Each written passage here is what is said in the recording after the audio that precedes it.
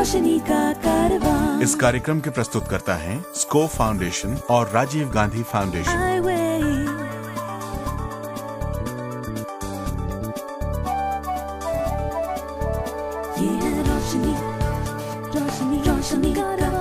रोशनी जो करती है अंधेरे को दूर, रोशनी जो लाती है दिल में नूर, रोशनी जो दिखाती है रास्ता।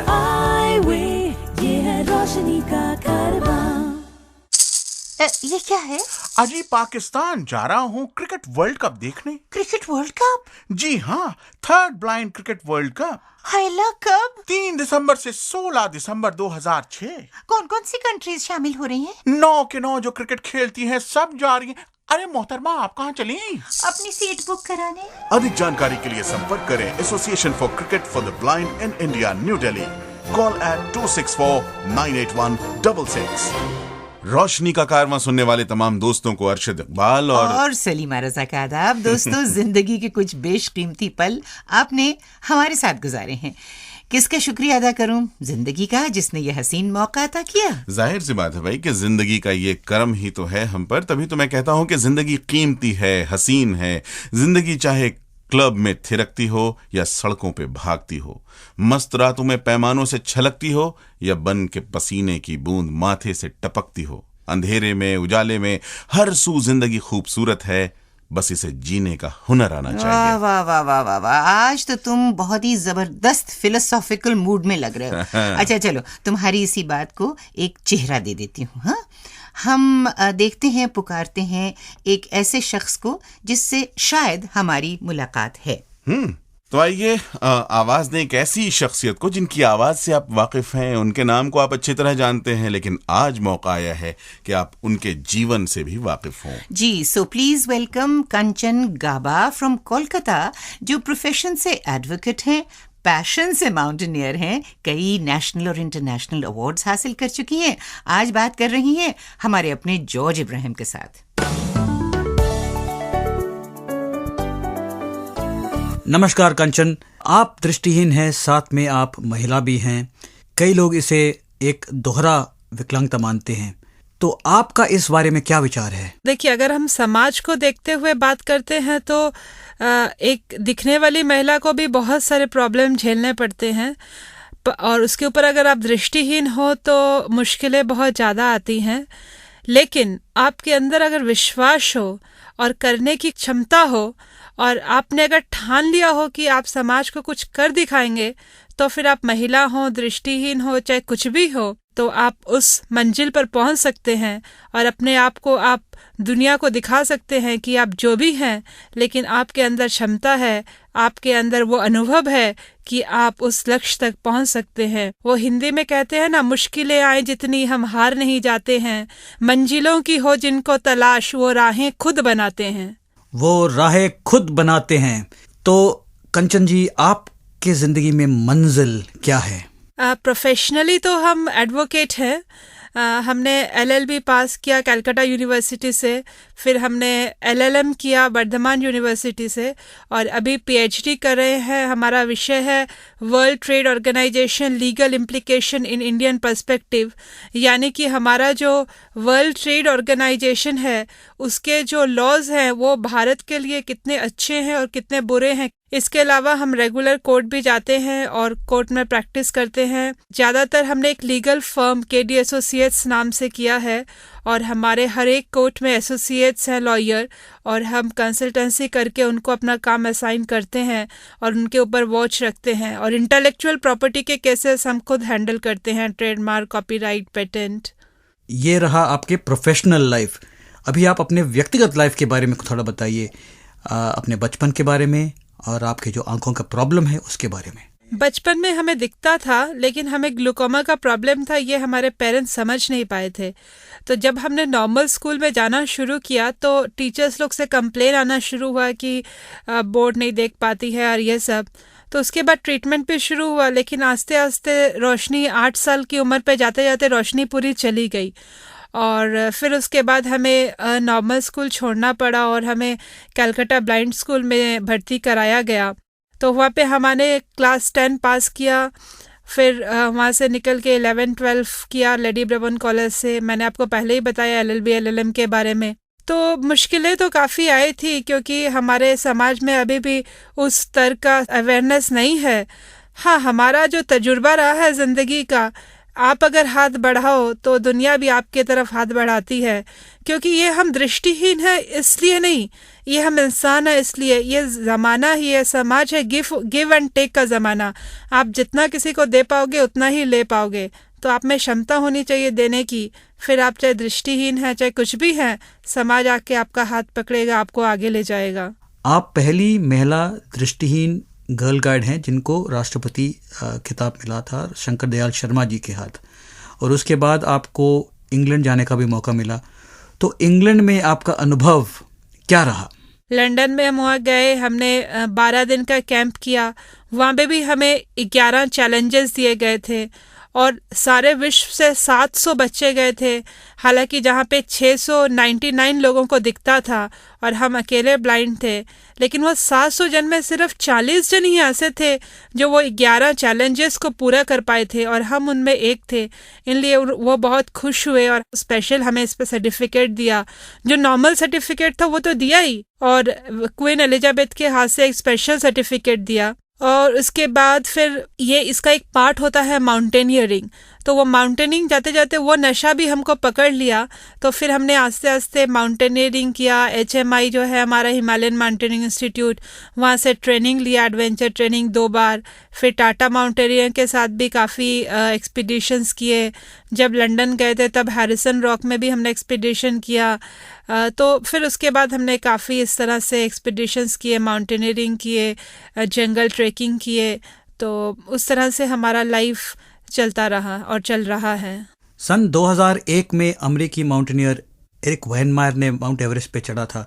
वो दृष्टिहीन थे, और अभी आप एक महिला दृष्टिहीन माउंटेनियर है। तो आपका अब तक सबसे बेहतरीन एक्सपीरियंस माउंटेनियरिंग में क्या रहा है? हमने जोंगरी में 15,000 फुट तक चढ़े थे, और उसके बाद हमने जब हैरिसन रॉक गए थे लंदन, वहाँ पे भी हमने 16,000 फुट तक चढ़े थे। उसके बाद देखिए, हमारा माउंटेनियरिंग प्रोफेशन नहीं है, हमारा प्रोफेशन कुछ अलग है। तो कंचन, आगे जिंदगी में आपका क्या इरादे हैं, क्या लक्ष्य हैं? हाँ, अभी तो जैसे हमने आपको बताया कि हम अपना PhD कर रहे हैं। तो PhD करने के बाद हम अपने आप को एक अच्छा एकेडमिशियन हिसाब से भी प्रूव करना चाहते हैं। अच्छी किताबें लिखना, वर्ल्ड ट्रेड ऑर्गेनाइजेशन के ऊपर कर रहे हैं, तो इंटरनेशनली कहीं इन्वॉल्व होना भी हम चाहेंगे। माउंटेनियरिंग में तो एक रीच है एवरेस्ट, लेकिन एडवोकेसी में तो कोई रीच नहीं है। आप किसको पीक पकड़ेंगे पता नहीं, आज तक कोई एडवोकेट समझ नहीं पाया। आप स्कूल में रेसिटेशन भी करते थे, तो जाते जाते आप एक बंगाली कविता सुना दीजिए, और साथ में हो सके तो उसका हिंदी अनुवाद भी। মানুষ চাইলে কোথায় না যেতে পারে, যদি তার লক্ষ্য স্থির হয়, তাতে তার গন্তব্য আকাশ হয়তো আকাশ, সমুদ্র হয়তো সমুদ্র, আর পাহাড় হয়তো পাহাড়। তবে তার ইচ্ছার নদীটাকে হতে হবে প্রবল, আকাঙ্ক্ষার পাহাড়টাকে দৃঢ়, আর প্রেরণার আকাশটাকে অসীम। इसका मतलब बनता है कि अगर इंसान के अंदर इच्छा हो तो वो कोई भी लक्ष्य तक पहुंच सकता है। अगर उसके लिए लक्ष्य आकाश है तो वो आकाश तक जा सकता है, अगर उसका लक्ष्य समुद्र है तो वो समुद्र तक जा सकता है, अगर उसका लक्ष्य पहाड़ है तो वो पहाड़ तक जा सकता है। लेकिन उसकी इच्छा शक्ति नदी की तरह होनी चाहिए, उसकी आकांक्षा पहाड़ की तरह होनी चाहिए, और इस तरह वो आगे बढ़ सकता है। और लोगों को हम एक बात कहना चाहेंगे कि हम भी छू सकते हैं आसमान को, लेकिन हमें ज़मीन पे चलने का एक मौका तो दीजिए। थैंक यू वेरी मच कंचन जी और हमारे जॉर्ज साहब। अब हम लोग आगे बढ़ें। बिल्कुल। दोस्तों, कौन कहता है कि जीवन में कुछ करने के लिए संपन्नता और तमाम फैसिलिटीज का होना बहुत जरूरी है? अक्सर देखा गया है कि अभाव और कुछ पाने की चाह ही हमारे अंदर कुछ कर गुजरने का हौसला देती है। बिल्कुल बिल्कुल सही कहा अरशद ने। ऐसे ही जैसे आज नसीरुद्दीन शाह हमें बता रहे हैं किसी की बामकसद जिंदगी के बारे में। जगत गुरु श्री राम भद्राचार्य, जो कि बचपन में ही ब्लाइंड हो गए थे, उन्होंने न सिर्फ खुद को इस काबिल बनाया कि वो धार्मिक तरीके से लोगों के दुख दर्द में काम आ सकें, बल्कि एक हॉस्पिटल भी चलाते हैं। तो चलिए फिर देर काहे की है, सुनते हैं इनके बारे में नसीरुद्दीन शाह से।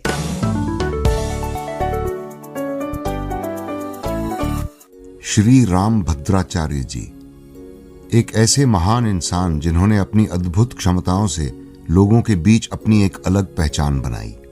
14 जनवरी 1950 को उत्तर प्रदेश के एक गांव खांडी में जन्मे श्री राम सिर्फ 2 महीने के थे जब उनकी आंखों की रोशनी छिन गई थी। वो बचपन से ही बहुत होनहार थे।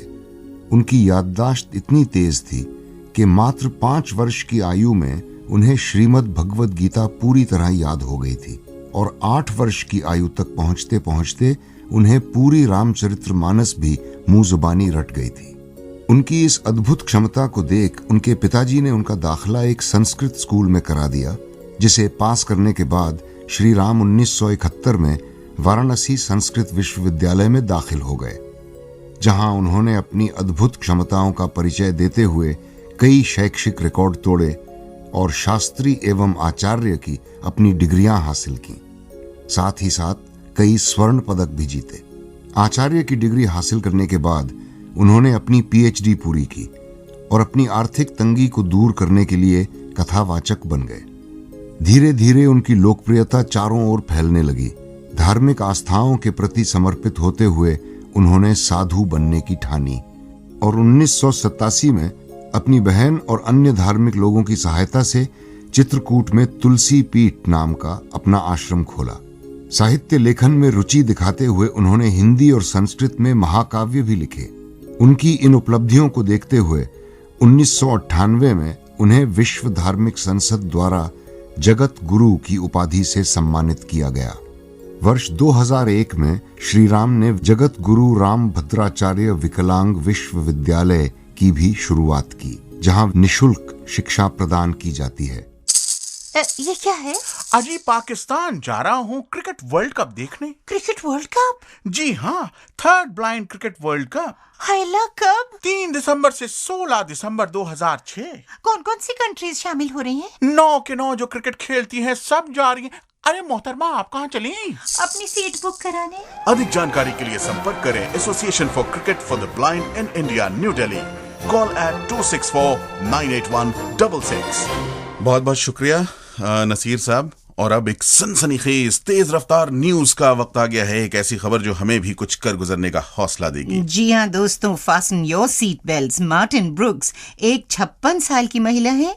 इन्होंने इंग्लैंड में एक बाईपास पर 8 मील गाड़ी चलाई। जी हाँ, उनकी एक दोस्त ने उनको चैलेंज किया और उन्होंने उस चैलेंज को कबूल किया। अब आप कहेंगे इसमें बहुत ही इंपॉर्टेंट बात क्या है? इंपॉर्टेंट बात है क्योंकि ब्रुक्स ब्लाइंड हैं। जी हाँ, और आपको ये जानकर हैरत होगी कि the mayor of the city accompanied हर।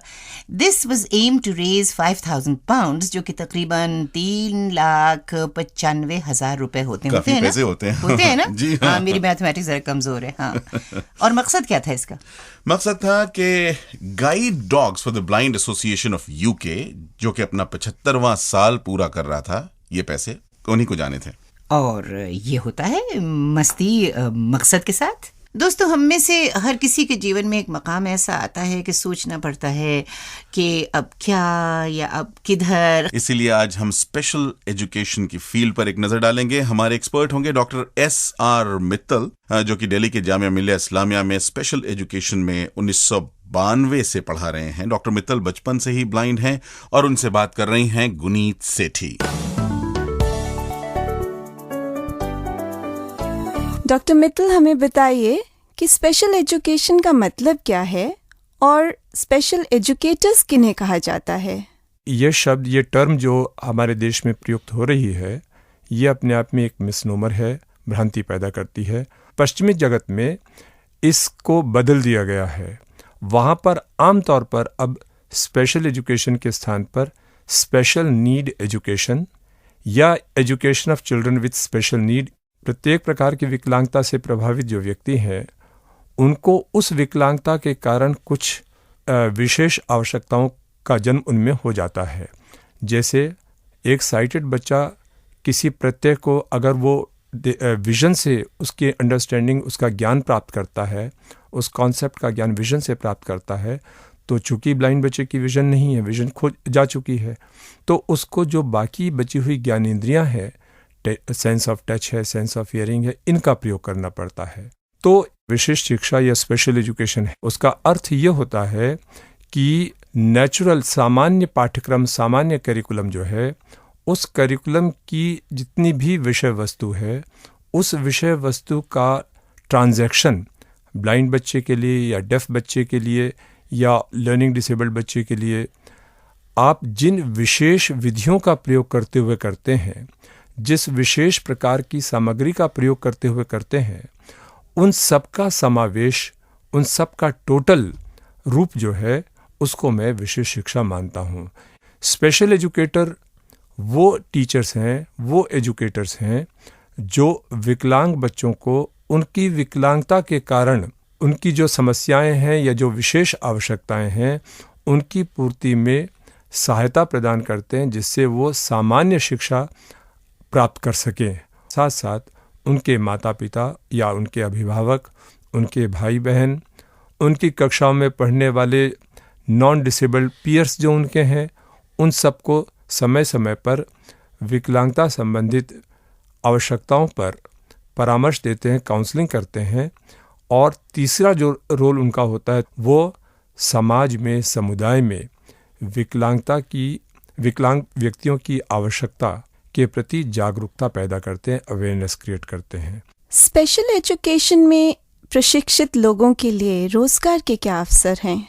देखिए, पर्सन्स विद डिसेबिलिटी एक्ट, उसमें स्पष्ट तौर पे ये कहा गया है कि 18 वर्ष तक की आयु के सभी विकलांग बच्चों को राज्य उचित प्रणाली के माध्यम से शिक्षा प्रदान करने का प्रयास करेगा या शिक्षा प्रदान करेगा। तो हमको अलग अलग तरह के स्पेशल एजुकेटर्स की ज़रूरत होगी।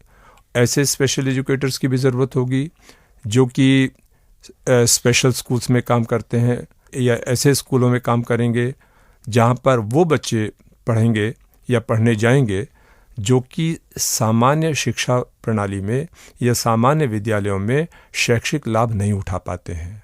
रेगुलर स्कूल्स में टीचर्स को काउंसलिंग करने में, जो रेगुलर स्कूल्स में पढ़ने वाले विकलांग बच्चे, ब्लाइंड बच्चे आएंगे, उनकी जो विशेष आवश्यकताएं होती हैं या अतिरिक्त आवश्यकताएं होती हैं, उनकी पूर्ति करने के लिए वहाँ भी हमको ज़रूरत पड़ेगी उनकी। इसके अलावा रूरल एरियाज़ में जाकर कम्युनिटी अवेयरनेस करने के लिए भी हमको उनकी ज़रूरत पड़ेगी। और उनके लिए ज़रूरी नहीं कि हमको स्पेशल एजुकेटर का नाम दे, they can be researchers also, they can be CBR workers also.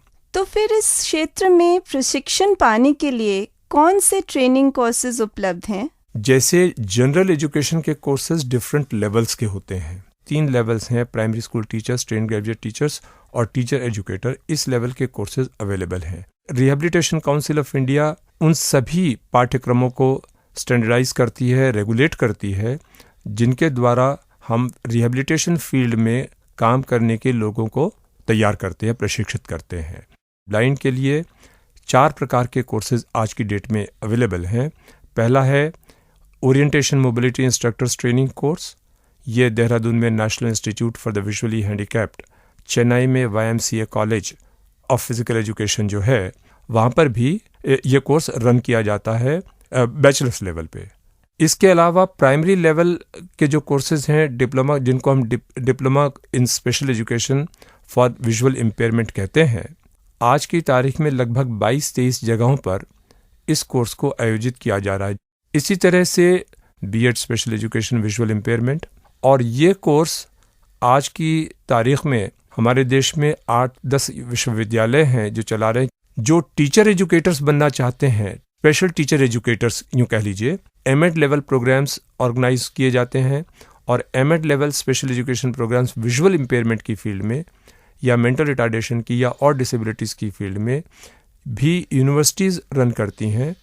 और लगभग 10-12 विश्वविद्यालय हैं जो इन कोर्सेज को चला रहे हैं। डॉक्टर साहब, एक दृष्टिहीन व्यक्ति को इस कार्य क्षेत्र में किन मुश्किलों का सामना करना पड़ सकता है और वे उनका हल कैसे निकाले? उसके लिए ज़रूरी है कि वो जितनी अधिक से अधिक जानकारी प्राप्त जिन तरीकों से की जा सकती है, उन तरीकों का पालन करे। For example, in the field of special education, मैं राय दूंगा कि जितने भी research journals national and international आते हैं, उन जर्नल्स को पढ़ते रहना चाहिए।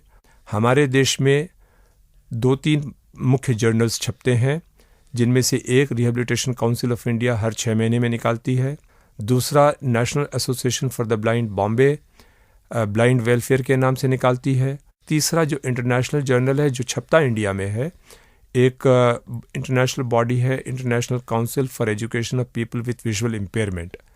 ये काउंसिल भी जो है साल में 2 इश्यूज निकालती है, हर 6 महीने में एक, दी एजुकेटर के नाम से।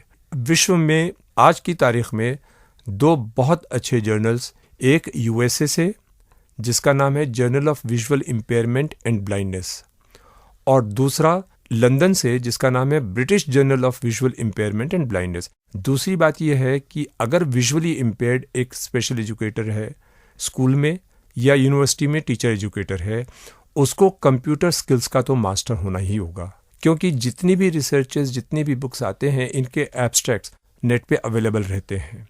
अंत में डॉक्टर मित्तल, हमारे सुनने वालों की जानकारी के लिए बताएं, education for people with special needs के क्षेत्र में आगे बढ़ने के लिए यानी तरक्की के क्या रास्ते हैं?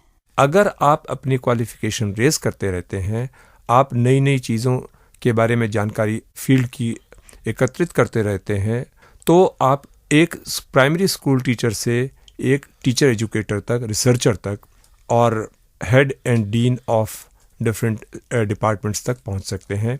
इसके साथ साथ वो यूनिवर्सिटीज़ में जहाँ स्पेशल एजुकेशन प्रोग्राम्स हैं, सब में नहीं लेकिन कुछ में as lecture in special education के रूप में काम कर रहे हैं, ब्रेल डेवलपमेंट में रिसर्च ऑफिसर के रूप में काम कर रहे हैं, इसके अलावा एडमिनिस्ट्रेशन में भी काम कर रहे हैं as administrator either of NGOs और of a school for the special school for the blind as principals. अगर आप हमसे संपर्क करना चाहते हैं तो 0989600555 पर फोन लगाएं।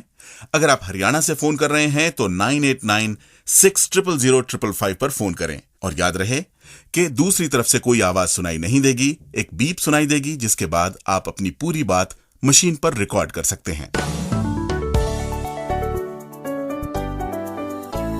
आइए अब कुछ मस्ती और मनोरंजन की बात करें। हाँ, वो तो है, लेकिन किसके साथ? आर्टिस्ट ऑफ द मंथ के साथ। और किसके साथ? नहीं, आप नाम तो बताइए। अरे बताने तो दें आप भाई। उनका नाम है रेशमा पी बाली। टैलेंटेड सिंगर हैं और बाज़ाब्ता म्यूजिक की पढ़ाई की है रेशमा ने। और जनाब म्यूजिकल ग्रुप के अलावा ये भी आपको बताती चलूं कि AIR के लिए भी गाती हैं।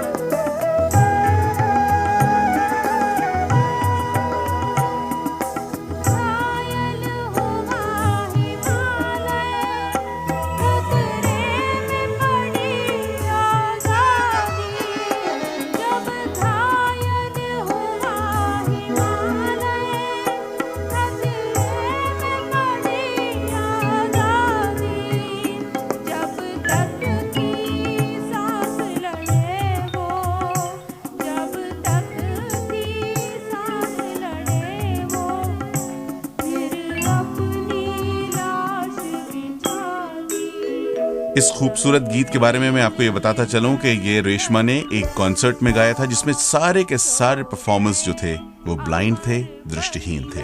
भाई अरशद, एक ऐसी अजीब सी बात है। एक तो खैर मौसीकी में अपने आप ही एक बड़ी कशिश है जो हमें बहुत पुरानी यादों में ले जाती है और हमारे अंदर कुछ एहसास जगाती है। लेकिन मैं ये कहना चाहती हूँ कि कुछ गाने ऐसे, कुछ ऐसे गीत हैं जो कभी भी किसी वक्त भी सुन लो और ये नामुमकिन है कि वाकई तुम्हारी आंख में पानी ना आए, और ये गीत उन गीतों में से एक है। अगर आप अपनी जिंदगी का हिस्सा इस प्रोग्राम को बनाना चाहते हैं तो एक मौका है, वो ये कि ये तमाम प्रोग्राम्स जो हमने पीछे किए हैं वो CD और कैसेट्स पे अवेलेबल हैं। अगर आप इन्हें हासिल करना चाहते हैं, इन्हें पाना चाहते हैं, तो आपको सिर्फ इतनी जहमत करनी पड़ेगी कि आप हमें हमारे एड्रेस पे लिखें, ईमेल के ज़रिए, या फिर जिस तरह से भी आप राब्ता कायम करते हैं हमसे वैसे करें और बाकी की जानकारी आपको मिल जाएगी।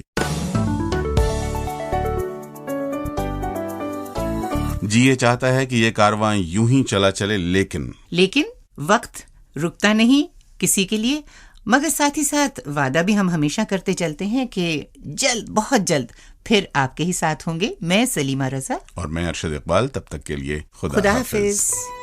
और बहुत ज़रूरी बात जो आपसे करनी है, वही हम ये चाहते हैं कि आपका पार्टिसिपेशन, आपका सहयोग हमें हमेशा मिलता रहे। हम चाहेंगे कि आप अपनी समस्याएं, चाहे वो लीगल हों, मेडिकल हों, अधिकारों से संबंधित रखती हों, रोजगार या शिक्षा के बारे में हो, किसी भी तरह की समस्या जो ब्लाइंडनेस से संबंधित हो, तो 09896000555 और हरियाणा से 9896000555 पर कॉल करें, या हमारी ईमेल आईडी भी नोट कर लें, radio@iway.org पर लिखें। और हाँ, हमारा पोस्टल एड्रेस जरूर नोट कर लें, ये है iWay radio program, score foundation, PO box 3903, New Delhi 49। iWay, ये है रोशनी का कारवां। iWay, इस कार्यक्रम के प्रस्तुतकर्ता थे स्कोर फाउंडेशन और राजीव गांधी फाउंडेशन। ये है रोशनी का कारवां।